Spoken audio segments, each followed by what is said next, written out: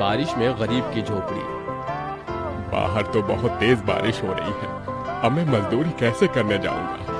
बाबा आप रुक जाइए, मौसम बहुत ज्यादा खराब है।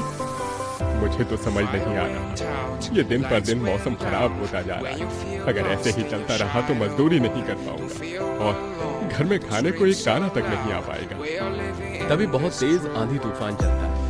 अरे देखो जरा देखो, कितनी तेज तूफान चल रहा है। अरे महेश बेटा, तू झोपड़ी के ऊपर तिरपाल तो लगा कर आया था ना? हाँ बाबा, लगा दी थी तिरपाल। और उसके ऊपर तूने ईंटें रखी थी या नहीं? बाबा ईंट रखना तो मैं भूल गया।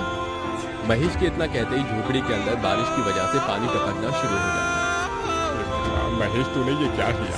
तुझे मैंने कहा था बारिश और तूफान तेज है, तुझे ईंटें रख देनी चाहिए। मुझे लग रहा है कि तिरपाल उड़ गई। चल मेरे साथ चल। अब तुझे मेरे साथ भीगते हुए मेहनत करनी होगी, नहीं तो पूरे घर में पानी ही पानी भर जाएगा। देवेश इतना बोल ही रहा था कि घर के अंदर बाकी छत से पानी टपकने लगा। हाँ पिताजी आप सही कह रहे हो, चलो चलते हैं जल्दी से। दोनों बाप बेटा बारिश में बाहर निकलते हैं और झोपड़ी की छत पर तिरपाल को सही से लगाना शुरू कर देते हैं।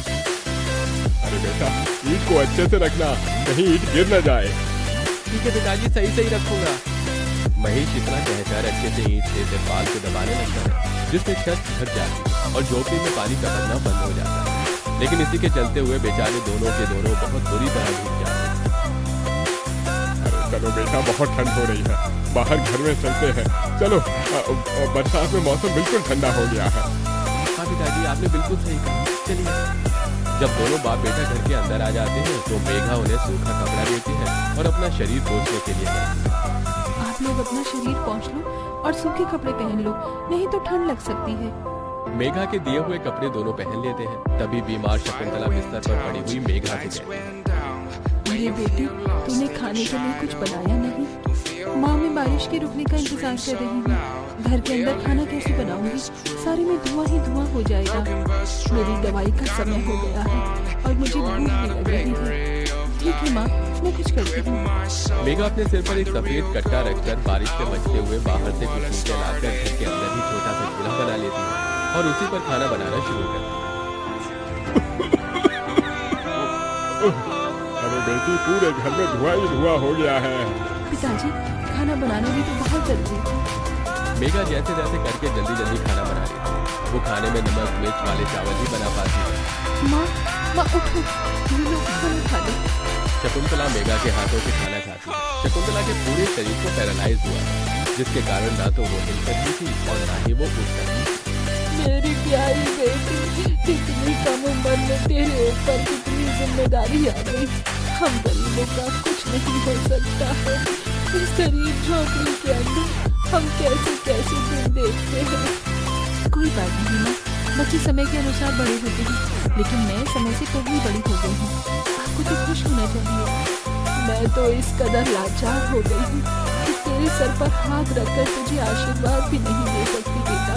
शकुंतला की आंखों से आंसू निकल रहे थे। मेघा उसके आंसू पोंछकर अपनी माँ को हौसला देती, जिसके बाद वो अपने भाई और पिता के साथ बैठकर खाना खाती है। बारिश होती ही रहती है, लेकिन बारिश रुकने का नाम ही नहीं लेती। खाना खाकर वो सभी सो जाते हैं। आधी रात के समय जिस तरफ शकुंतला का बिस्तर होता है, वहाँ पर पानी टपकना शुरू हो जाता है। अरे ये क्या, पानी टपक रहा है। मेघा मेघा, लगता है सो गई। अब मैं क्या करूं? ये पानी तो धीरे धीरे टपकता ही जा रहा है। शकुंतला रात भर अपने ऊपर टपकते हुए पानी को ऐसे ही झेलती रहती है, जिसकी वजह से सुबह तक उसके पूरे शरीर में बुखार फैल जाता है। अरे अरे ये क्या माँ, आपको तो बहुत ही बुखार हो गया है। रात भर ये झोपड़ी की छत टपकती ही रही। मैंने तुम्हें उठाने की कोशिश की, लेकिन तुम्हारे तक आवाज नहीं गई। ये सुनकर मेघा को बहुत अफसोस होता है। वो सूखे कपड़ों पर अपनी माँ को सहारा लगाकर लिटा देती है और उनके कपड़े भी बदल देती है। लेकिन तभी अचानक से गांव में बाढ़ आ जाती है। अरे अरे ये क्या हो, यहाँ तो पानी भर रहा है। अरे लगता है गांव में बाढ़ आ गई है। अरे हम लोग क्या करें? अरे बेटा महेश, अरे भाई, अपनी माँ को कंधे पर उठा, नहीं तो हम सभी बह जाएंगे। अरे पानी में कोई जुगाड़ करता हूँ बेटा। देवेश फौरन घर के बाहर जाता है। जहाँ वो आसपास देखता है, उसे एक रेडी दिखाई देती है। देवेश उसे लेकर आता है, जिस पर शकुंतला को लिटा देता है। चारों तरफ पानी ही पानी हो रहा है। हमें अब यहाँ से जाना होगा, नहीं तो पानी में हम डूब जाएंगे। तभी अचानक से उनकी झोपड़ी पानी में डूबकर बह जाती। हमारी झोपड़ी चली गई। बेटी, अब हमें भी यहाँ से चलना होगा। तुम्हारी माँ को यहाँ से किसी ऊंचे स्तर पर लेकर जाना होगा। देवेश, महेश और मेघा तीनों शकुंतला को रेडी के साथ वहां से ऊंचाई पर लेकर जा रहे होते हैं, लेकिन पानी बहुत ज्यादा होने की वजह से रेडी का संतुलन खराब हो जाता है और वो पानी के साथ बहने लगती है। पिताजी, माँ रेडी के साथ पानी में बहते हुए जा रही है। भगवान, अब हम लोग क्या करें? अरे हम लोग भी डूब रहे हैं। कोई सहारा मिलेगा तो हम यहाँ से बाहर निकल पाएंगे, नहीं तो पता नहीं आज क्या होगा। हे भगवान, कोई हमारी मदद करो। हे ऊपर वाले, कुछ तो करो। तभी मेघा को एक बड़ी सी लकड़ी का सहारा मिला। वो उस लकड़ी के सहारे अपने पिता और भाई को भी बचा लिया, जिसके बाद वो तीनों लकड़ी के सहारे तैरते हुए एक ऊंचे स्तर पर पहुंच गए, जहाँ पर काफी लोग थे। हे भगवान, मेरी 8 साल की बेटी थी, कहीं नजर नहीं आ रही। इस बाढ़ के कारण वो पता नहीं कहाँ पानी के साथ ही बहती चली गई। वहाँ सभी अपने परिवार को लेकर दुख हुए और यहाँ मेघा, देवेश, महेश तीनों शकुंतला के लिए फूट फूट कर रोने लगे। मेरी माँ पता नहीं कहाँ चली गई, पता नहीं किस हाल में होगी वो। क्या वो अभी जिंदा होगी या नहीं? तुम कैसी बातें कर रही हो? हौसला रखो, सब कुछ ठीक हो जाएगा। माँ वापस आएगी। ये देखो, सरकारी लोग हमारी मदद कर रहे हैं, बिछड़े हुए परिवार के सदस्यों को ढूंढ कर ला रहे हैं। महेश, मेघा और देवेश तीनों शकुंतला की राह देखते ही रह जाते हैं, लेकिन सरकारी आदमियों को भी शकुंतला की न तो लाश मिलती है और न ही उसका कोई अता पता, जिसके कारण अब उन्हें यही लगता है कि शकुंतला दुनिया में नहीं रही। इतनी बारिश हो रही है, माँ का तो कुछ पता नहीं। अब हमें हमारे लिए कुछ करना होगा। तुम सही कह रही हो बेटी, अब हमें कुछ न कुछ तो करना ही होगा। देवेश और महेश दोनों बाप बेटे जंगल से लकड़ियां इकट्ठी करके वहां झोपड़ी बनाने की कोशिश करते हैं, लेकिन बार बार बारिश के पानी की वजह से उनकी झोपड़ी बन ही नहीं पाती। बारिश बहुत जोरों से हो रही है। मैं यहाँ वहाँ से पन्नियाँ इकट्ठी करती हूँ।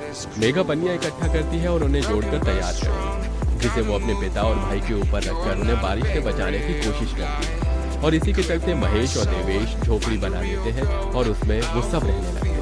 चलो, हमने जैसे तैसे करके अपने लिए मजबूत झोपड़ी तो बना ली। काश माँ और मिल जाती तो अच्छा होता।